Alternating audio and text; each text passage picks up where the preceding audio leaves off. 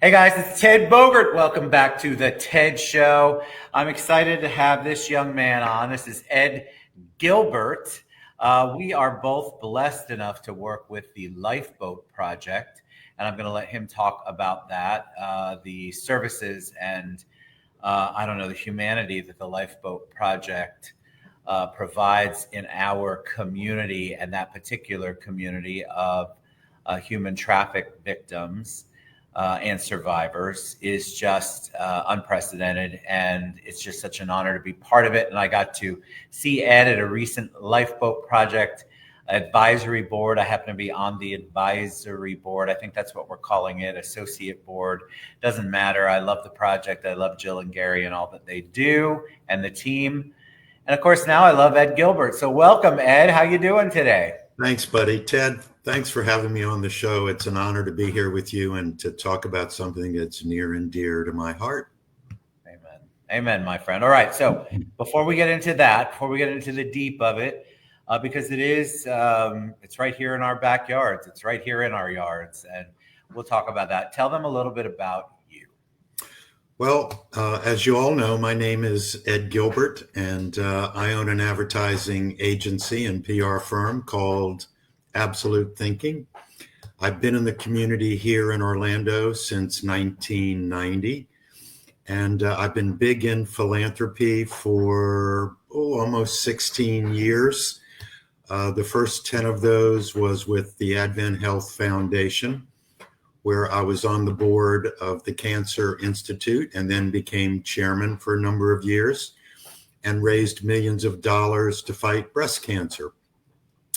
And after 10 years, I decided to go look for another cause, and I interviewed a number of charities in the community and found Jill and the Lifeboat Project and just fell in love with the cause and felt that I could contribute to, at that time, was a fledgling organization that has now become a major player in human trafficking. And I've been fortunate enough with my contacts that fell in love with the cause as I have, and have raised over $1.5 million to fight human trafficking in our backyard.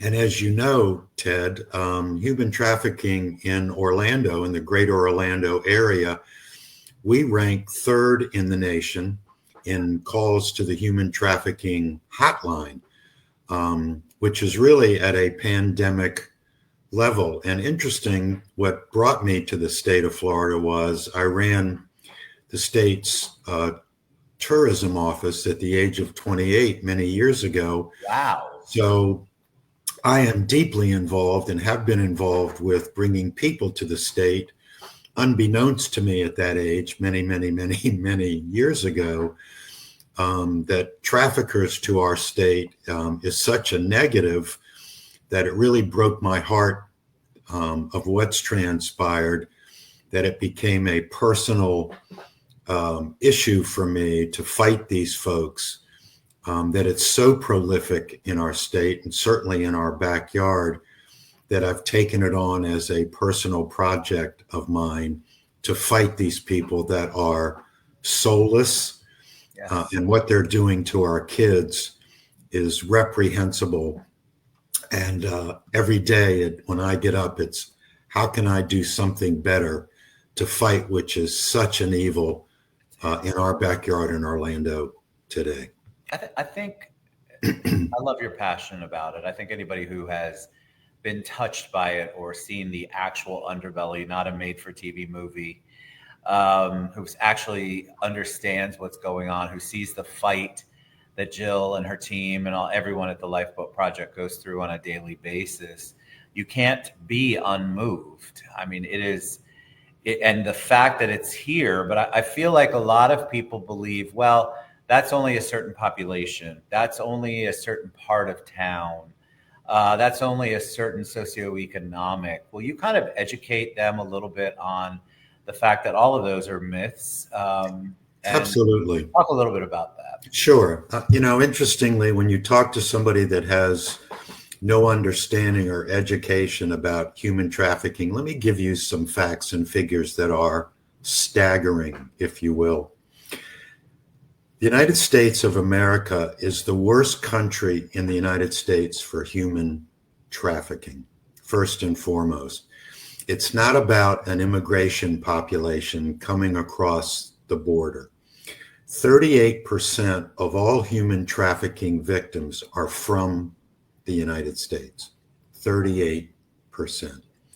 35% come from Mexico and South America, and 12% come from Asia. That's the three most prolific countries in the world about human trafficking. Now, interesting, in the United States, of those 38%, 41% come from family units. Wow. 41% of the population in the United States comes from a family unit where it's generational. A mother traffics her child, that child grows up and traffics their child, and so forth and so on. It is multi-generational. It's all they know. And I can tell you, I have seen it firsthand, which most people, it would make your stomach turn. Yes.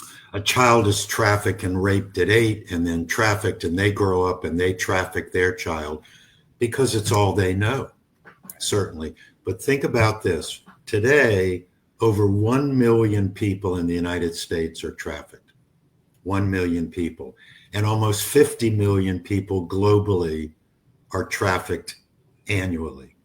Wow. Let me let that sink in. 50 million people are trafficked globally, and 1 million people are trafficked in the United States. Last year, in 2023, human trafficking accounted for $150 billion in revenue, second only to drugs. $150 billion, and it surpassed gun sales, illegal gun sales. So it's $150 billion a year where the commodity is used over and over and over again. Think about it. It could make your stomach turn. Heartbreaking. It is heartbreaking. And I have met these women and these mothers and these kids that have been trafficked. These aren't, as you said, stories from movies like Liam Neeson with Taken, Right. where it's kind of glorified a little bit. And his daughter is, discovered at the end and saved. These kids are tortured, abused, raped hundreds of times. And then they're thrown out on the streets where they're insides where they can never have kids again, burned with cigarettes, hogtied, gang raped. I mean, it makes your stomach turn unless you have a thick skin. And thank God for organizations like the Lifeboat Project, who will pretty much take in anyone who has been abused and raped and pillaged and trafficked, regardless of race, creed, color, or gender, because not every organization in Orlando will take those folks in. And we're the only organization that will take in a family unit. That's very critical. A lot of organizations in Orlando, well, truthfully, there aren't any other organizations in Orlando that will take in a family unit. So God love Jill and the staff who will take in a family unit, a mother and a daughter, where the daughter has been trafficked and or the mother has been trafficked and or in some cases, I've met them, both have been trafficked in our backyard. And what happens when they, I mean, it's shock. Even though I've been involved with the Lifeboat Project for years, when you say it and speak it out loud, it's still shocking to the system. It's still, you just shake your head in disbelief. So tell them what happens on a daily basis, or give them an example of what happens or what the Lifeboat Project provides. Well, thankfully, we own all of our own housing. We have a quadruplex with 4 apartments. We have a safe house that houses up to 7 women. So here's what happens. We get a call or a referral, or we actually go take somebody out of a bad situation, and we bring them in and we vet them, and we do a interview, if you will, to ensure that they meet the criteria of being actually trafficked and sexually abused. And if they meet all that criteria, then we bring them in and we provide free housing, clothing, food, health care, mental health care, to give them what I would say is a tremendously different life than what they have been experiencing at some given point in time. Because the mental health counseling is critical. And as you can imagine, it's extremely expensive. And that's where a lot of our costs come in, because it's not provided to us for free. Certainly, we do get some breaks on food where we may go buy at the food bank for them, certainly. Obviously, we have hard costs with electricity and internet and water and clothing and so forth and so on. And for many of these, we try to get them back into school, whether it's providing a GED or college courses. But you're talking about a lot of these folks have PTSD. Sure. And for many of them, it could go on for years. So the first, obviously, we want to do is get them to a place that they feel safe and loved. And that can take a tremendous amount of time. As you can imagine, the circumstances from which we acquire them. Some of these folks have been beaten badly or left for dead. We just acquired a young lady, 27 years old, that was a potential bride of this person here, and was then drugged and trafficked and was beaten to near death, where the potential husband thought he had killed her. So she was left for dead, and didn't die, but she was in a hospital in a coma for weeks. And once she came out of the coma, folks had reached out to us and we took her in, and now she is under our care for obviously all the things that I've discussed, mental health counseling and so on. And that's just one of the stories. Interestingly, what I didn't say, Florida's foster care system is one of the worst in the United States. And 20% of all foster care kids, when they age out, are perfect for trafficking victims. 20%. And I'll give you a story because I met this young lady. So 18 years old, you're thrown out of foster care, right? You've aged out.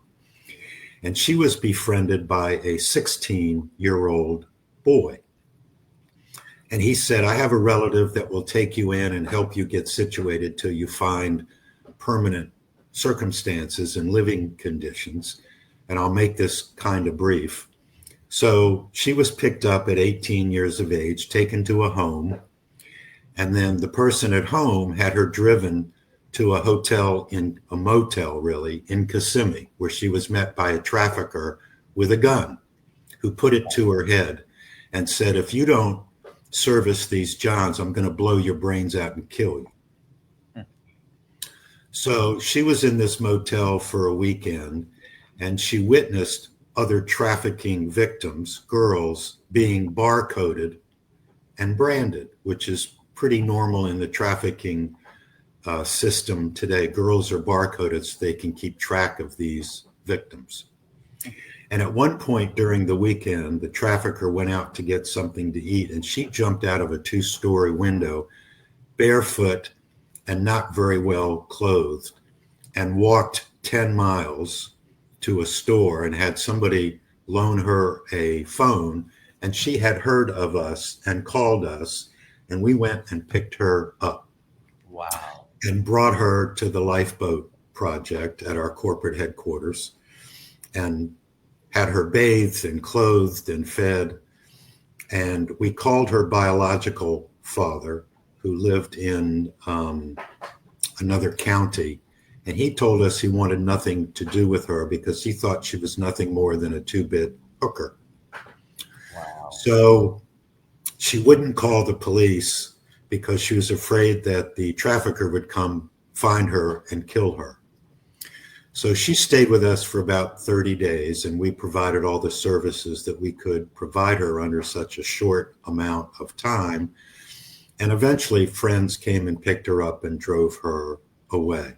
But think about, she came from the foster care system, and at least we got her out of a bad situation short time. But the foster care system in Florida represents about 20% of all trafficked victims in our state. It is a cesspool for trafficking victims, and a lot of the traffickers just hang out around the foster care homes. Wow. It's horrific because they know these kids are vulnerable and easy target for getting them out of the foster care and then putting them in a human trafficking situation. Nope. Nobody, when I talk about the Lifeboat Project and I talk about human trafficking here, it's almost like I'm met with this disbelief, or that I'm exaggerating, or, well, it can't possibly, because you don't want to go there in your mind that it actually is happening all around you, in a city that's known for tourism, world tourism, and happy places, and people just don't want to hear it. And so it's been, I know since I've known Jill, it's been a constant uphill battle to get not the recognition for her, but the recognition for the fact that this is a serious, growing, ongoing problem that isn't going anywhere. And being able to provide the services that the Lifeboat Project does are just, once people hear the story, then people begin to, I feel like their hearts begin to open up a little bit. So I love what you have shared, because it's the most brutal conversation I've had about this that I'll share on the show. And by brutal, it's not even reflective of the real brutality that's going on. But the words and the stats that you share, Ed, are just mind-blowing. And I think most people will find them mind-blowing. Well, you know what? They are mind-blowing, and I deal with them every day, Ted. And all I can say is those that are listening in and watching, corporate America has to get more involved, because government officials have not gotten as involved as they should. We're dramatically underfunded. This is an ongoing problem. It is not going away. It grows at about 20% a year. Obviously, we rely heavily on donations. People can reach out to me at ed@thelifeboatproject.org. Certainly, corporate America has to take it on, as they take on a lot of causes. And we can't do it without the generosity of those that have gotten involved at this point, which there are some major corporations digging into their pocket to help us today. And we can't get enough private sector corporations involved, because government and officials have not realized that obviously we are taking on the responsibilities of what we believe government should be doing. Yes. As awful as that sounds, just like in many situations, the private sector is doing the work that the government should be doing. And thank goodness for agencies like ours, private agencies, 501c3s that are taking on the work, because somebody has to do it. And we are doing that work. So if anybody out there is listening and interested, you can reach out to me at ed@thelifeboatproject.org, and I'll share with you how you can get involved to help these folks that have nowhere else to go. Beautifully said, Ed. I am constantly amazed at the work that the Lifeboat Project does, on the budget that the Lifeboat Project works. And It is really, I feel like even in the time that I've been involved, the headway that you all have made, having an actual physical location is huge, and it wasn't always like that. And so housing, you would think, would be a top priority, and it never really was. And that's thanks to all of yours and Jill's and everyone's efforts to get housing, not confined jail housing, which I remember those discussions many years ago, but housing that was not triggering for the victims, the survivors. And so what a blessing. So I want you all to get involved. I want you to do your research. You can go to the lifeboatproject.org, or you can reach ed at the lifeboatproject.org. And I can get you in touch with him, but we would love for you to become more aware. There are needs that are constantly, everybody's scrambling, right? You have needs that need to be met, and no donation, no involvement, no thing that you could possibly do would go unappreciated. I can tell you that. Absolutely. So, all right, Ed, what a wonderful eye-opening discussion. I appreciate you coming on and sharing. I appreciate you sharing the raw statistics. You all do your own research. Everything Ed is saying is absolutely accurate, and it is happening right here, right now, right in your own backyard. And I would love for you to get involved and support such an amazing organization, the Lifeboat Project. Thanks, Ed, so much for coming on and sharing. Thanks, Ed. Appreciate it, buddy. Get involved. These survivors need us. These victims need us, and they need our support. And it continues to grow, like Ed said, 20% every year. So imagine how things are going to look. And it's right here in your own backyard. Let's do something together. All right, Ed. Thanks so much. Take care, Ted. I love you guys. All right. Bye, We'll see you soon. All right. Be well. Bye-bye.